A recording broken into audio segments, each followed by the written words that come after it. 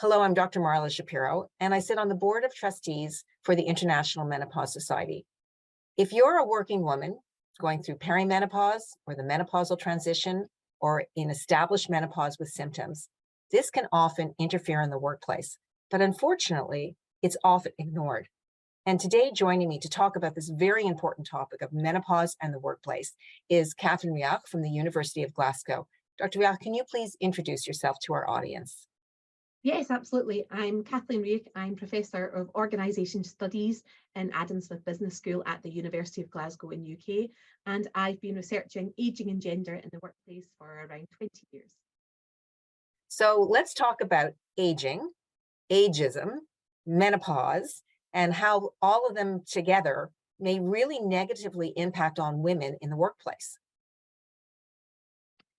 Absolutely. Well, I think, when menopause happens, it happens usually at a very busy time of life for women. They're not just going through menopause, they usually have demanding jobs, they may have demanding childcare responsibilities or sandwich care responsibilities in terms of elder care as well. So when menopause comes along, it really kind of is a challenge, not just in terms of their bodies, but also in terms of society and culture. And at the same time, they really face this paradox. On the one hand, we know that at that time of life, women can often experience, increased confidence in who they are. But at the same time, we know that society, in terms of cultures, we have what's called gendered ageism, where women experience the combined effects of gender discrimination and gender bias against older women and ageism that is still highly prevalent in organizations. So, what are the biggest challenges that women who are in this transition in menopause around this time of life as employees face in the workplace? Mm. So I think women in the workplace, depending on their symptoms and depending on their workplaces, will face a variety of challenges. So we know, for example, for women who work in professional white-collar jobs, vasomotor symptoms are going to be challenging in terms of hot flushes and also increased anxiety. We know in other jobs it may be joint aches, particularly if they're kind of doing, manual work or physical labour, such as health and healthcare. But we also know there's a huge challenge surrounding stigma and shame.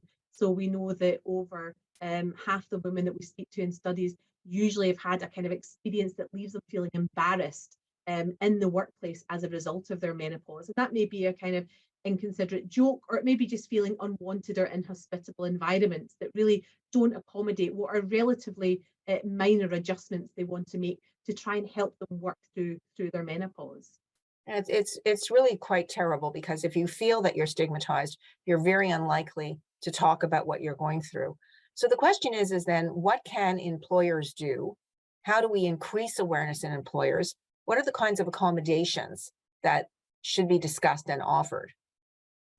Well, the vast majority of menopausal symptoms, or women experiencing menopausal symptoms, they can be offset either through the individual working through them, and we know that millions of women do this every day by themselves, but employers can really help support women by relatively minor offsetting micro accommodations. So, for example, it may be thinking about temperature controlled offices. How do you make sure that they have some control over temperature?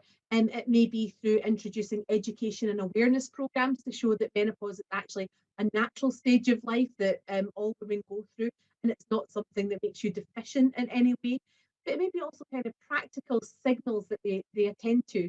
For example, making sure that people can access drinking water, access bathroom facilities, or access, ways to talk through proactively how they can deal with this menopausal experience in their working terms and conditions.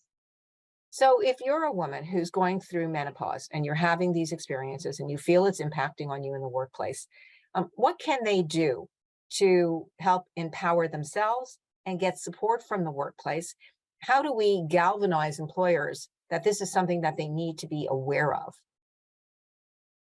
Well, I think there's a number of aspects to that. I think if you're a woman going through menopause in the workplace, or an employee going through menopause in the workplace, I think the first thing to recognise is you're not alone in that experience. So even though this is something that is rarely discussed in workplaces, you're not alone. And there are a variety of sources of support that you can go to. So for example, there's the Menopause Cafe model, which is now a worldwide phenomenon where you can go and talk to women about their own experiences. And this is a really good power base to see how other women negotiate their way through work. And secondly, I think it's really about being aware of being very clear about how you think work is impacting menopause or how the menopause is impacting your work. So keep a diary or a document so that you know how this is happening, so you have evidence at the time if you begin to discuss this with your employer. I think the third thing that we advise women to do is prepare for that conversation that you're going to have. Okay, so what do you want your employer to do? Make sure it's solution orientated, that you're coming to them and making suggestions as to what you should do. And you might want to also kind of prepare the conversation by perhaps, sending information to the person you're talking to, so the IMS has menopausal leaflets, menopausal FAQs. Don't assume that there is a level of understanding or education or knowledge about menopause with the person you're talking to. So make sure that you kind of warm them up to that conversation. So you're going in there feeling prepared, but also they feel prepared and comfortable as well. And then I guess the final thing that women can really do is think about who you need around you to help you enact that change. Your line manager is incredibly important. It may also be that your workplace has individuals such as a women's champion. It may have diversity or inclusion groups. There may be other people who can be a kind of supporter or champion that helps think about how you can make the workplace a great place for you to work, but also for all women who are going through menopause to work. And what we've really seen in a number of places that one woman makes the change, and what happens is there's a groundswell of support, and that makes wide change across the organization for a number of women, and it starts from that one person having that conversation. I think this is so important because there's support for postpartum. There's an understanding of what happens postpartum in terms of time up and time off.